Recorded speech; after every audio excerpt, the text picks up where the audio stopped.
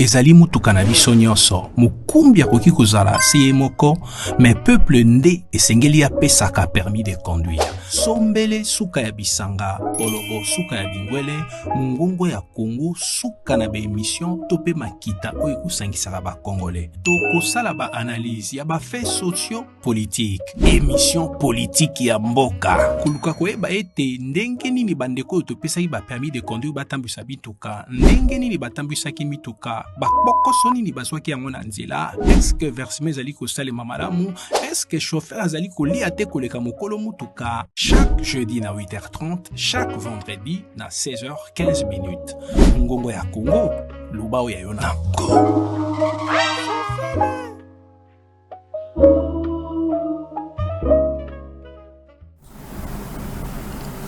Mbote balandi na ebike bozali ebele kozela likita na biso ya émission oyo babengi yango Mungongo ya Congo.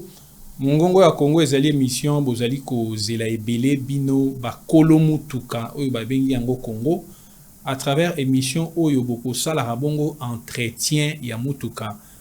Soki chauffeur opesi permis de conduire opesi mutuka atambola na yango esengeli na yo mukolo mutuka koyebaka est-ce que mutuka ezwi panne, est-ce que azana malweka te azali kokosa yo ke azali na ville, est-ce que azali kolia koleka yo mukolo mutuka te. Na kati ya émission na biso Mungongo ya Congo tokosala bongo entretien ya mutuka na biso tobengi yango Congo topesa permis de conduire na ba oyo bazali kotambwisa mutuka esengeli na biso na tango nyonso totiaka pe Mungongo na biso na kopesaka bango conseil po ete mutuka na biso ebeba te. Actualité ezali munene ebele Mungongo ya Congo ezali cadre oyo ata oza na temps ya kolanda ba information te. Mais à travers l'émission la biso ozala stratégiquement na essentiel ya information socio-politique ya mboka na biso. Mboka ezali koleka ndenge nini. Yango tokendaka na ba chapitre boyebi pona ko garder méthodologie. Ko boya koloba ba information de manière dispersée oyo ko faire perdre yo fil rouge. Fil conducteur ko senga itoti ya mailler le pe méthodologie na kati ya ba information to ali ko pesa. Kaka tosuka na ba information te mais to sala ka pe ba analyse to kopesa bino ba scénario parce que mukolo kopesa kaka information loko amona te mais esengeli ke tango za kolamba biloko la kisa ndenge ba lamba ba biloko ta biloko yango utaki boye analyse esenga mutu ayeba ke biloko lopesinga na lia ilamba maki wapi sale maki ndenge nini esala ki ndenge nini po biloko yango mamalamu eloko ni esale maki po biloko bi mamungwa mingi esengeli na mukolo mutuka ayeba ngonyoso na chapitre na biso ya liboso tunanga nini. Toko banda na liboso na arrestation, tu ko signaler biso arrestation, il y a ancien ministre et relation avec le Parlement, Monsieur Lisanga Bonganga, auti ko kangama pona nini. Na deuxième chapitre toko kende bongo na liwa il y a vice-gouverneur, il y a AFC M23 auti ko kufa na Goma eloko nini ekomelie tokokende lisusu bongo na prétendu détournement ya fonds publics oyo ba média et reproché na ministre ya justice Bato Balobi yango est-ce que ça ya solo est-ce que ça lokuta prétendu détournement ya ba milliers de dollars pour na ba oyo soi-disant ezalaki affecté pour la prison na Kisangani construction en nouvelle prison à Kisangani tokokende est-ce que makambone za solo za lokuta tokokende na information kolekana koloba que ba député songolo par la ba telemi koloba que bango bazaki na projet eloko babengi yango projet à résolution ya Assemblée nationale relativement na position à cour constitutionnelle kolanda na dossier ya Bukanga Lonzo. Ba député ba sanganaki bazaki na projet ya sa résolution point de vue na bango par rapport ya dossier zo le kana cour constitutionnelle et loko nyeza na kati tokolobela scandale policier et outi wapi na ba garde du corps ya ministre Bestine Kazali oaza bongo reproché to pe ba policier na ye bazali reproché lynchage voudrais-je dire ke babeti parents d'élèves moko eloko ni elekani ezali kosala makelele makasi na réseau social. Est-ce que le ministre ou la ministre était-elle impliquée? Dossier ekomi ndenge nini toyoki ke bakomaki tina niveau ya justice. Dossier eza ndenge nini tokosala analyse ya koyeba dossier oyo mukolo mutu kesengeli ayeba yango tokotia bino ba preuve à l'appui koyeba tokoyoka pe papa mukolo mwana oyo azako bake mwana ne azana ba traumatisme à la suite il y a mwa mbilinga oyo ezomaki entre ye na ba policier oyo bagardaka mama ministre en charge ya coopération internationale na francophonie. Tokolobela lisusu likambo ya bambouteillage na ville ya Kinshasa. Tokolobela otunanga nini likambo ya autopsie ya nzoto ya policier na kombo ya Fiston Kabeya Senda oyo prétendument abomamaki sima ya kobetama na bagarde du corps ya mama Souminwa. Dossier ekomi wapi zwa biki na yo koma parce que actualité à lelo ekosenga vraiment na yo ozala très attentif pour na koyeba. Tokolobela lisusu likambu ya destruction ya ba construction anarchique. Opération Balaba les Ali Zandouté lancée par gouverneur de la province Tokolobelango.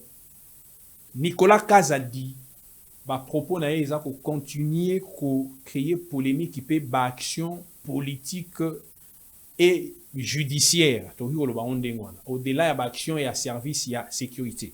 Nicolas Kazadi oyo ba interpella qui est lobby lundi na azaki convoqué bongo devant comité ya renseignement ya RDC. Nicolas Kazadi eloko nini elekani kuna makambo esali makinde nini eloko nini ezali sima ya sortie médiatique ya ndeko Nicolas Kazadi oyo azalaki bongo ministre ya finance ya likambo ba lampadaire ndenge batusu babenge monsieur lampadaire à tort ou à raison tokolobelango.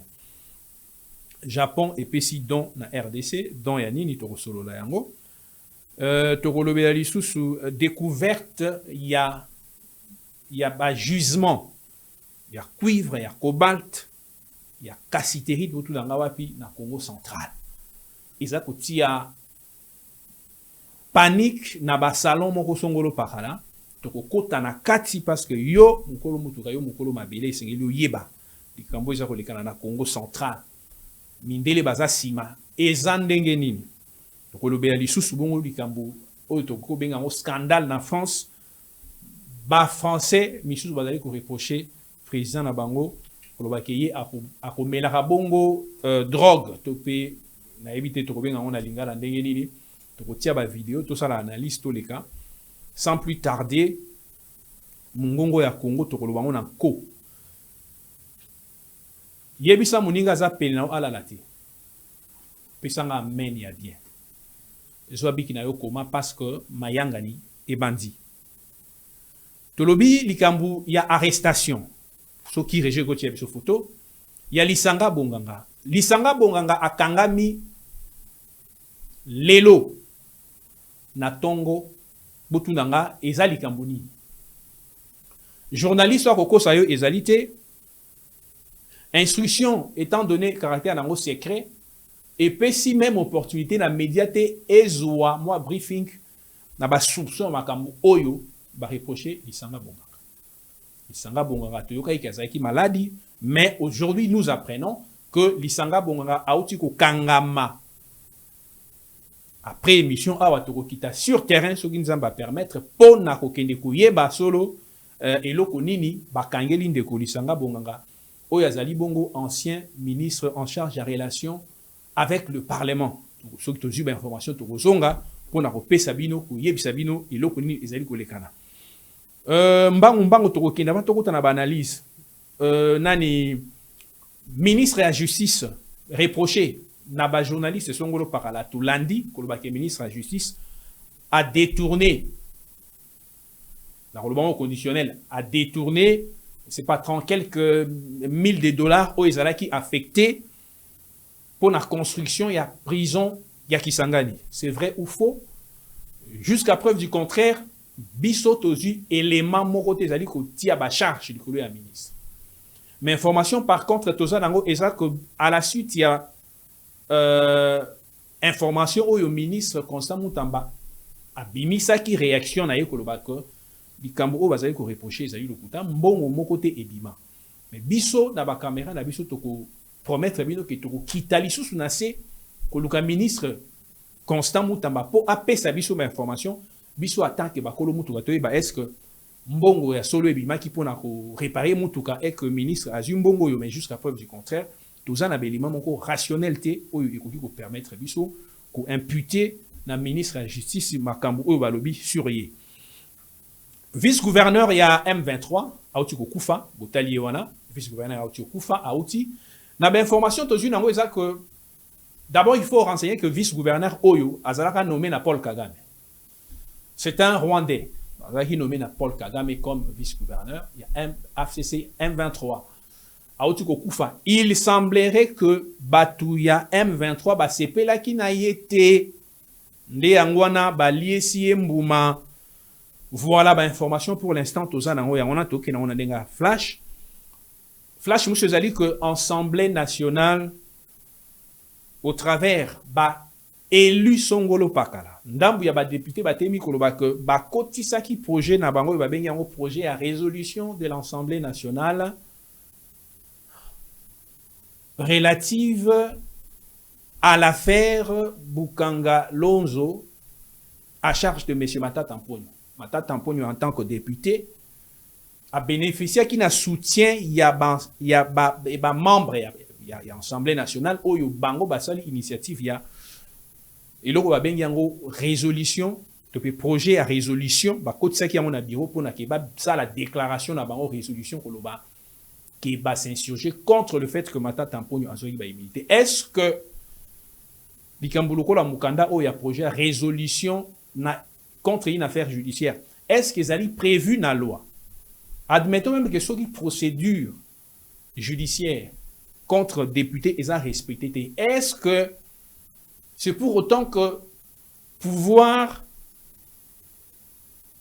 il y a des députés et comme à niveau ya ko interférer parce que tu as dit que cour constitutionnelle ezali na droit pe à vérifier procédure ce qui dossier eza reproché na député donc juge à vérifier sur le plan de la procédure. Ma question est obligé cour constitutionnelle et répondre en libanda na jugement. Est-ce que nous demeurons dans un état de droit ou dans un état où il n'y a plus de séparation de pouvoir? La séparation du pouvoir voudrait que les pouvoirs judiciaires soient indépendants, au-delà des aspects qui nécessitent une certaine interpénétration constitutionnelle. Voulu par les constitutions, voudrais-je dire. Mais, traditionnellement, classiquement, le pouvoir exécutif ne peut pas interférer dans les affaires judiciaires, ainsi de suite. Donc, bas parlementaire, pe bazali na droite, tant bien même que, au vu de la démocratie, ils auront le droit d'estimer qu'il aurait fallu que la Cour constitutionnelle procède à la deuxième levée des immunités. Parce qu'il faudrait dire que dans ce dossier, Matata Mponyo, immunité, ça a déjà levé. Mais pour la caméra, pour na yé, na ba député, au bazé ko soutenir lever à immunité, ba moni ke ndenge mutu ngo ba lever ba immunité na yé a commis député et sengeli sou ko lever ba immunité. Mais pour la cour constitutionnelle, lui ke ndenge ezaki na kati ya dossier wana, dossier to lever ba immunité à liboso, attaque au statut na yé, a juste statut mususu il y a député national toko qui sous kosenga lever ba immunité parce que dossier c'est longwe na parquet comme un tribunal ministère public à Rozon va sous kosenga. Voilà analyse au quotidien tout en vous annonçant et là vous allez que ça les mains sur terrain. Toko lobela ba imboka au Italie nazako résumé chapitre nango na ba injustice sociale. Makambo nini ezali ko salema mikolo yo entre garde du corps oyo bazali commis na service ya protection ya autorité kolandana na oyo bazali kosala na population. Je me pose la question de savoir, est-ce que garde du corps oyo toyebi keza na service moko ya la police oyo esokipaka na protection ya haute personnalité? Est-ce que service wana ezwaka temps ya ko former policier avant que kende na ko protéger autorité? Kala mingi te tolanda ki likambo ya madame premier ministre Souminwa oyo policier na ye bomaki papa ya bana réseaux sociaux elobaki yango, mais lelo tobosani ki est-ce que mwasi na ye aliaka bana na ye baliaka etikali makambo ya justice toyebi ndenge makambo ya justice na biso esukaka. Tozobosana ke eza na bana eza na banoko eza na baleki oyo bazali kolela ndeko na bango akufi. Tongo tolala tolamuka garde du corps ya ministre Bestine Kazadi oyo azali ministre en charge ya coopération internationale na francophonie. Garde du corps na ye bakei ko agressé pe ko beta papa oyo azali na mutuka na ye pokaka nini azui mutuka na ye tellement que mbouteillage eza makasi moyen te azali na retard ake kozwa mutuka na ye kokende kotia yango na ngambo ya balabala en face ya lupangu oyo ministre avandaka. Oyebisa bango ke papa botikanga na tikaka mwana nazobima bayokanaki te babeta ye liboso ya mwasi na ye bambata mosusu eke kozwa mwana aza traumatisé. On nous apprend que le ministre ayant appris que maquillé parce que la population est tombée, qui ministre qui était sur le terrain, abimaki libanda sur papa Oyo. Mais Oyo, madame Bessine Kazadi a promis que papa Oyo comme étant victime, il semble qu'à respecter en côté.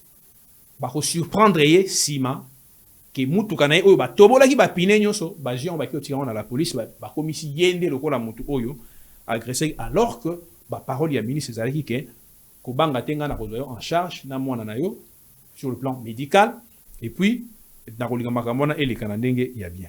Est-ce que kotia mutuka en face ya ndako ya officiel surtout que parents wana ayeba quitté, est-ce que c'est une infraction? Ce qui ministre da ko vanda est-ce que espace public wana nyoso et comme ya ministre voie publique ezala ya mutute voie publique ezali ya mutunyoso donc ministre donc policier voudrait dire ya ministre bazaki na tournate na kolika batie la biso ba image oyo tolanda déclaration ya ndeko oyo aza victime ya mauvais comportement ya ba policier oyo ba kotia ba on a garde ya ba konjamboka tokoloba ngo na nko.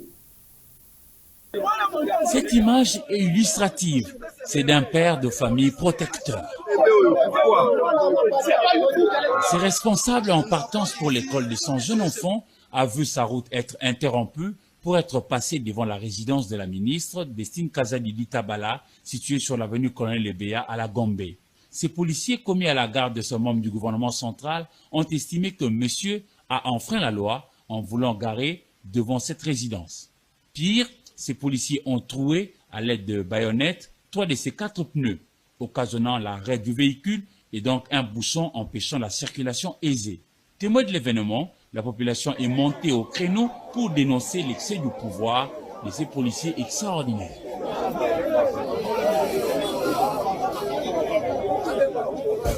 Ce jeune Congolais a assisté à tous les calvaires subis par la victime et son jeune enfant de cet excès de pouvoir.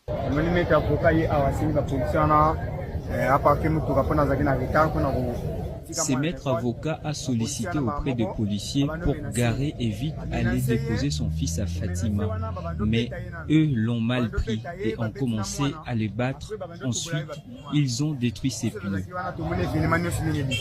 Aussi, cet autre passant qui atteste que ce parent d'élève de la maternelle n'était nullement en faute.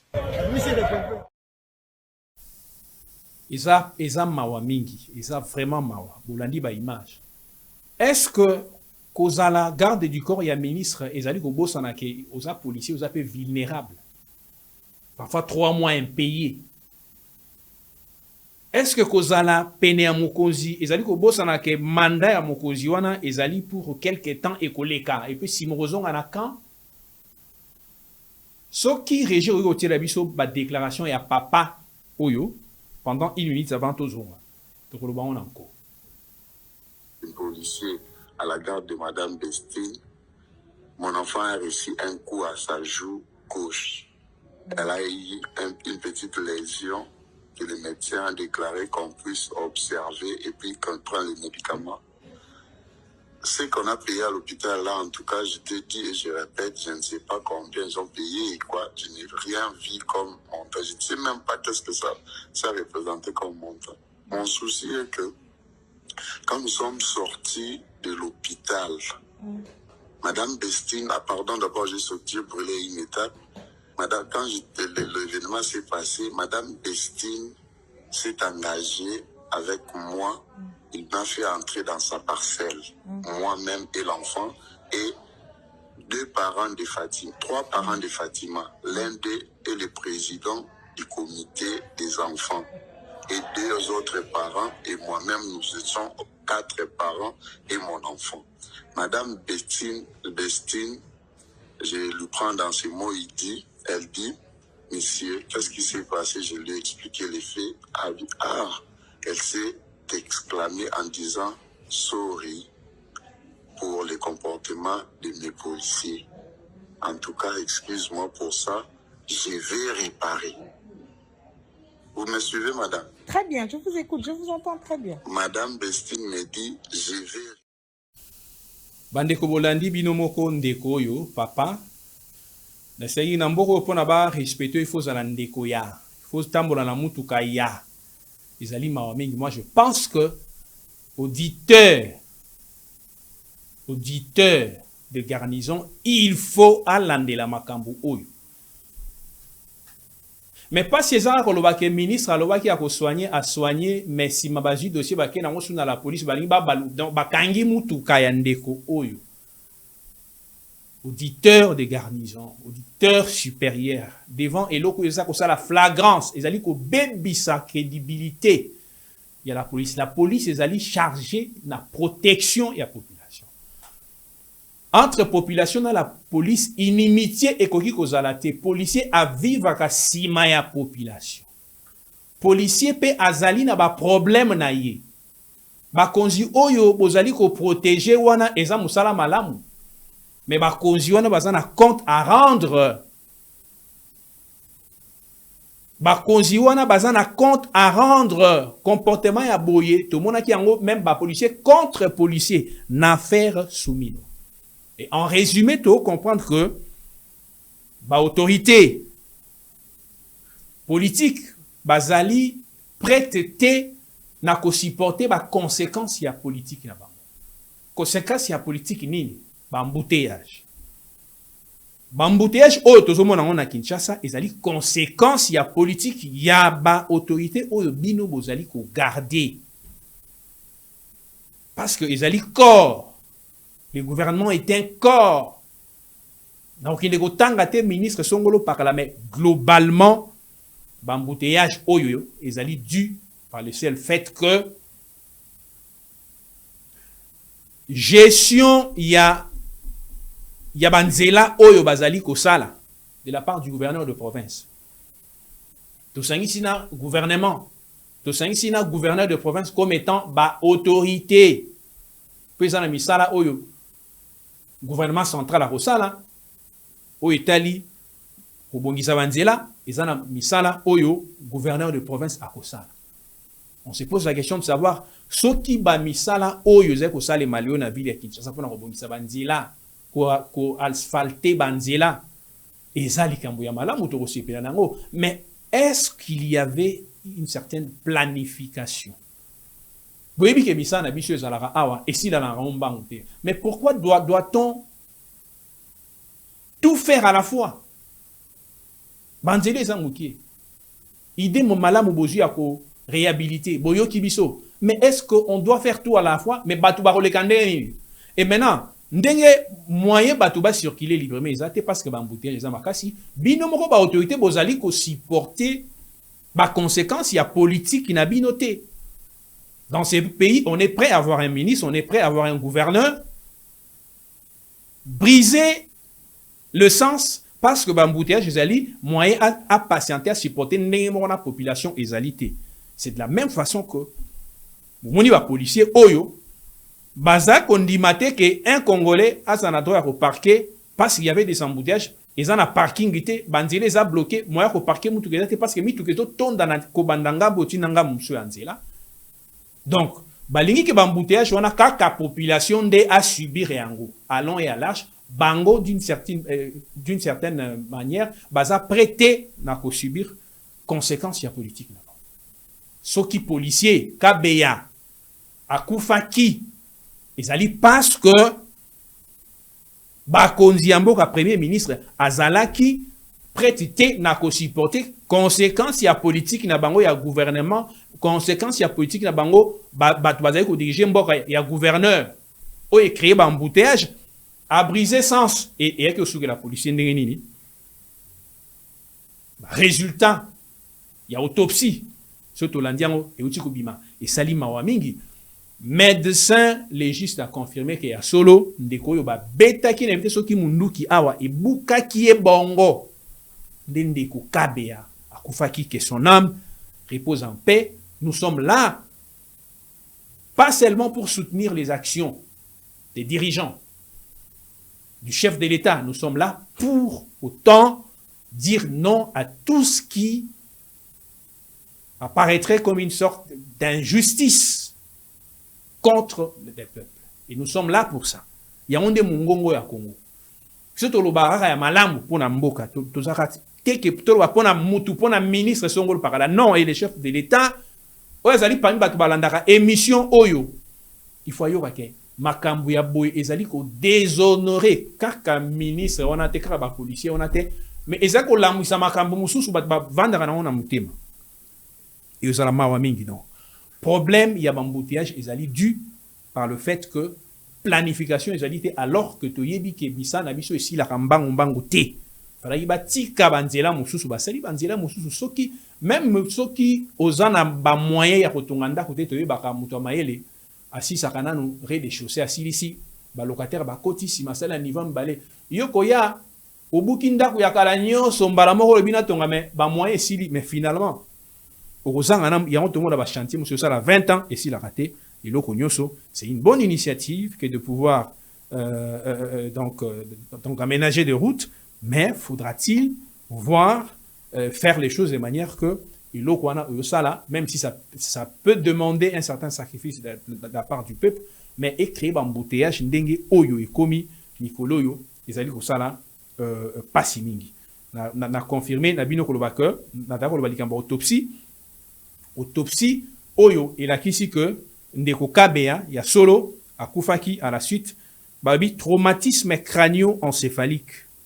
L'onde de choc a occasionné une fracture de la boîte crânienne et une hémorragie cérébrale.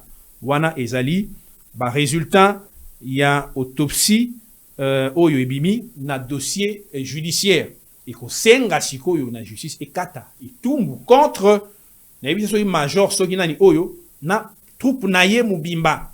Autant que la justice a été mise en branle à l'occasion, il y a dossier, il y a policier, autant que nous sollicitons une justice en faveur de ce monsieur qui a été humilié devant sa femme. Il a été tabassé devant son enfant, l'enfant subissant ainsi des traumatismes. Ndengeye mora lobina audio mo eto tiango nyonso ezalaki.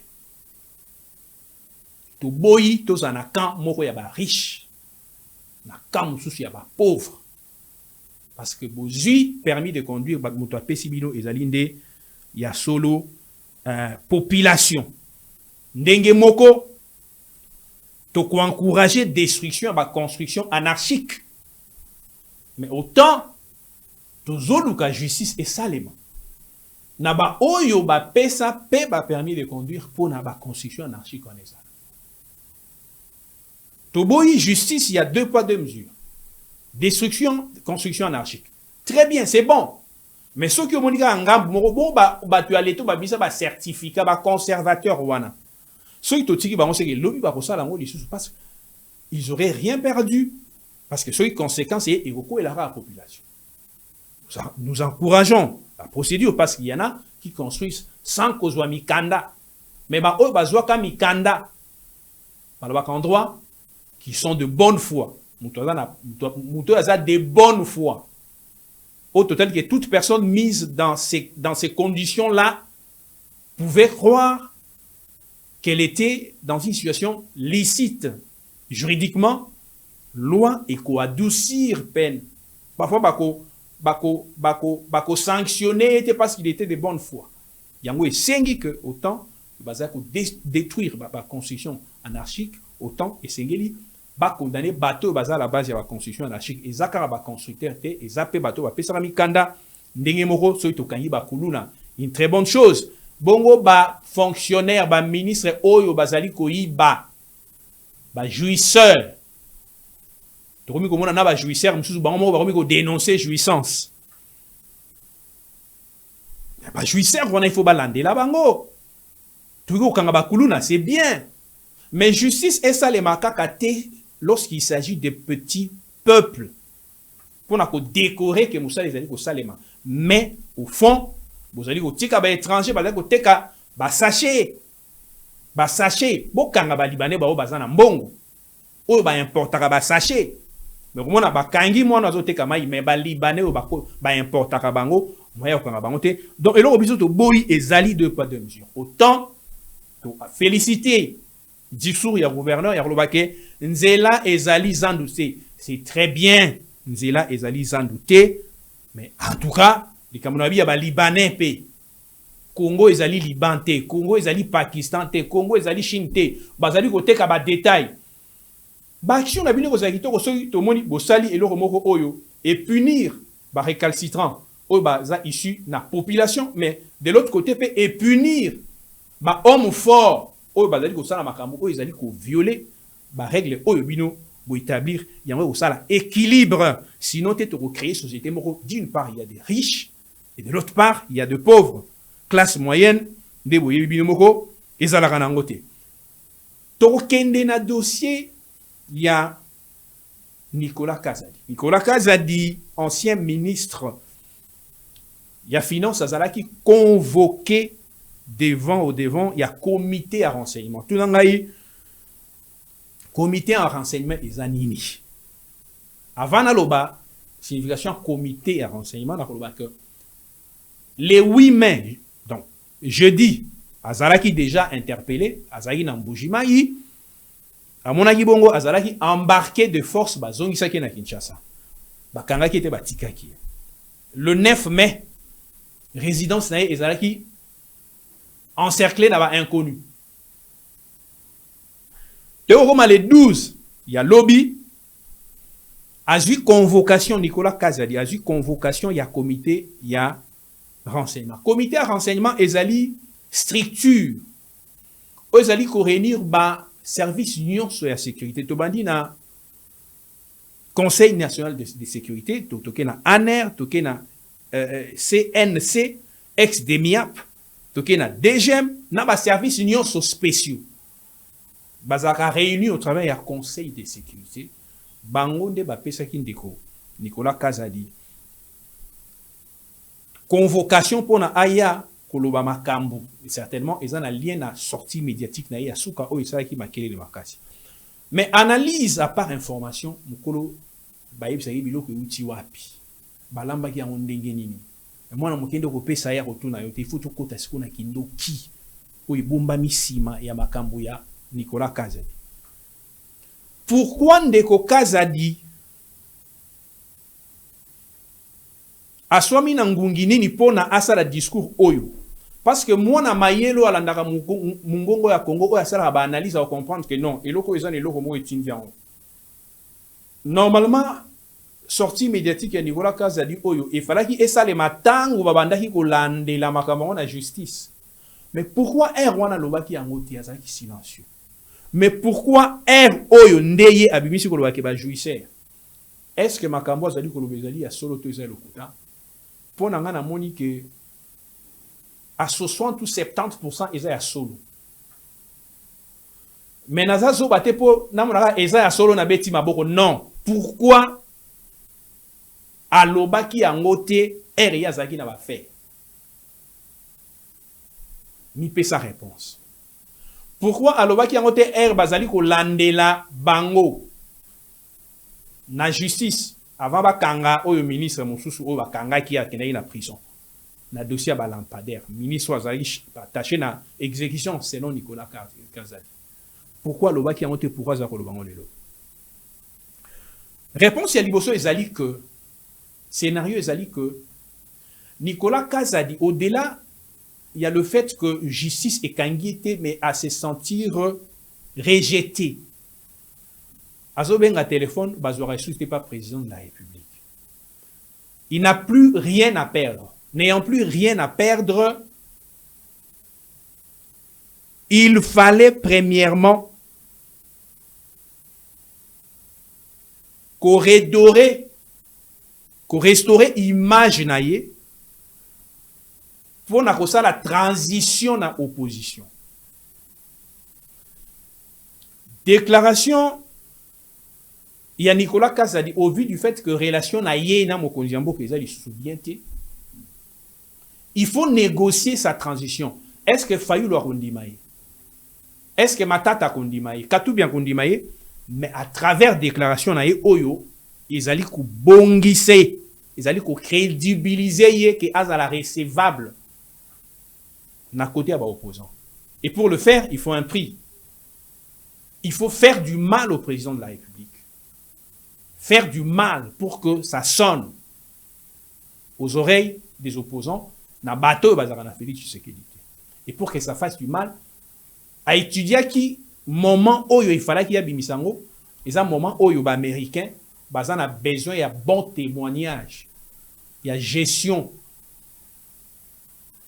il y a finance il y a RDC avant ba signer deal ndenge ba américain bazali ko étudier ko quand il y a RDC avant deal il a frappé fort et au bon moment pour la refaire mal na Tshisekedi parce que yango ezo discrédité ba institution ezalaki kandara ya alingeti te pombe ya soki na makambo ya alingeti mais tango lobi nous sommes mbongo bimi tozolia ye moko pe bandai ko yabi tozolia biteke bazolia tozolia quel intérêt a-t-il à redénoncer bilo bandai ko lia alors que tango bandai ko lia bandai ko dénoncer en côté donc il faut saper l'image de la RDC donc même si nous pouvons dire que makambo lobi ça bien et nous déplorons injustice wana sociale mais en tant que bana maïle toqué au-delà pour nous comprendre que asali en côté pour na mutema malamu mais c'est pour saper les deals avec la RDC servant ainsi ba officine cachée lokola ya ba Senko de Tolobaka lokola ya Kabila Obasanjo au bazali ko sala que deal américain et ambango ndengo na te il faut d'abord une dynamique interne donc toko betaka ka maboko te toko sipia na information tozi on passe ces en matière mais sachant que lui-même il n'est pas crédible parce qu'il a été dans les systèmes so bi ba combattre que eza guerre na bango ya kati ya système voilà pendant la sabino que ba discours ya Nicolas Kazadi et profiter na Corneille Nanga na kosenga na régie atia réaction ya Corneille Nanga o azali ko ba Nicolas Kazadi azali membre ya M23 toko lo bango na ko. Il y a un scandale qui vient de se passer d'ailleurs à Kinshasa avec le propos de Nicolas Kazadi. Est-ce que les propos de Nicolas Kazadi vous choquent ou vous réconfortent? Non, je vous avais dit la fois passée que tout Congolais qui aspire au changement est membre de l'AFC. Et Nicolas est le premier. Nicolas Kazadi. Il est membre de l'AFC, plus ou moins, même s'il ne peut pas encore le faire physiquement, mais il le fait déjà en termes d'idéologie. L'AFC prône le changement. Et Nicolas a vécu ça, c'est un témoin. Ce qu'il a dit est scandaleux. Mais c'est d'autant plus important que la population nous donne maintenant raison. Le régime Tshisekedi, c'est une bande tribale de voleurs, d'escrocs, de détourneurs. En réalité, ce que Nicolas vous êtes, c'était celui qui avait la caisse de ces détourneurs. Et le chef de bande est connu, le chef de bande de cette rapine, c'est lui-même, M. Tshilombo. Ce qu'il a dit, je lui... natie vidéo ya nanga te pona lo bake nanga za crédible parce que yepe bitumba o ezali tango bakangi ba mine na ye tango bakangi ba mine na ye donc ezali cop na bango mutakozwa pouvoir eza pona cop na ye mutakosa la rébellion eza pona cop na ye so natie vidéo ya nanga c'est pour vous dire que oyo Nicolas Kazali Sali qu'est-ce qui ne prouve pas qu'il a été contacté par les M23 na bato bazali ko combattre pouvoir en place pona ko même si makambo alobi mingi eza ya solo mais alobi yango parce que aza mutema malamu te mais alobi yango pona ba intérêt na ye nde toujours makambo ba minéré na kosenga redi na annonça na kosenga na régie voudrais-je dire atie la biso o na annonça ko loba que na Congo central ba découvrir ba mine botu na ba mine ya nini ya cuivre ya coltan ya cassiterite est-ce que na ba découverte o ya Congo central lobi ba rébellion ko botamate. À un pauvre, on ne donne pas la richesse. La pauvreté, c'est celle qui vit dans l'esprit. Parce que nous avons une pauvreté spirituelle. Nous n'avons pas une culture qui permet de pouvoir mettre en valeur nos potentiels, nos richesses, les convertir en richesses réelles. Yango est-ce que richesse oyo et koko mapoko ma gouverneur kuna tobi ko zabitumba ba mobondo ya Congo central ba kobimate ndeko régit tiela biso ba image ya ba chinois na découverte oyo ba sali ya ba gisement ya cuivre ya cassiterite ya coltan parmi ba gisement minene en Afrique simato zonga sima. En dehors de cet axe, il y a aussi l'axe Tindopolo qui s'entoure jusqu'au territoire de Kimvula. Cet axe aussi va être construit parce qu'il se trouve là aussi un des plus grands gisements de cuivre en Afrique qui n'a jamais été exploité, qui va être mis en valeur par la province. Il y a l'axe Kulungongo-Kimpangu. Après études satellitaires, on a trouvé de très grandes concrétions de coltan. Information makasi dali total exemple à moi il y a 45 ans. Ibrahim Traoré a eu pouvoir suite à coup d'état. A Bengani ba français, a Bengani ba américain. Na 2 ans ya Pamba à réduire salaire ya ba politicien à l'ordre de 50%. A matisi salaire ya ba fonctionnaire. PIB na bango ezalaki na 18 millions et comme il a 22 millions. A matisi agriculture. Naza ko annoncé bino que Russie est annoncé alliance militaire na ba pays ya Sahel. Burkina Faso, Niger, na Mali, bazo signé alliance na Russie pour la protection. Nazo tila bino d'abord ba image ya départ ya président burkinabé tango ke na Russie ndenge ba américain baza koluka koboma ye ba russe batindaki ba avion o ezara destiné à protection ya ba président na bango en dehors na Russie botala jamais depuis la création de l'humanité africain président africain mo azara Russie net Ibrahim Traoré mais quand on tient so ba image simato zonga si.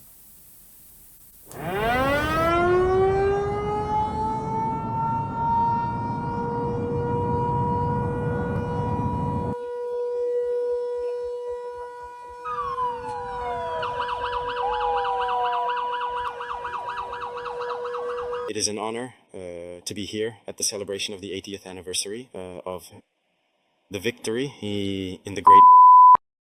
So I wanted to congratulate you and thank you for this invitation.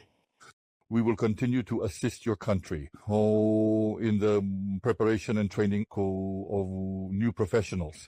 Le chef de la diplomatie russe annonce la création d'une union de défense collective avec le Niger, le Mali et le Burkina Faso. Une force conjointe de l'Alliance est en cours de création. Voilà. Pona Kosek Sabino, scandale na France. Président français Macron, bakangé na drogue. Selon information, selon journaux, bakangé na drogue par inadvertance, ça a été filmé. Aussi la image, même ceux qui y est mort à niango le papier, mais en tout cas, médias français, ils allaient reprocher président le fait que Azaki surpris la caméra cause na drogue. Batiango, ils appellent une manière il y a annoncer fin émission la bicho directement. Voilà, on a l'image. Azuango Bombi. Voilà Bombi, ta Bombi ango directement alors que caméra si a filmé qui déjà. Caméra filma qui déjà. A filma qui ils ont ça la panique ma cassi, ils ont ça la panique. Voilà.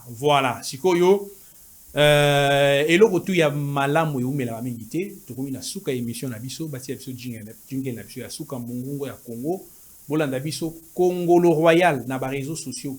Nyonso et na YouTube ko benga bongo mongongo ya Congo, toza na bino programme o bazako bana jingle laisser changer déjà. Voilà bati biso jingle parce que temps est comme na suka to ko lobango na ko.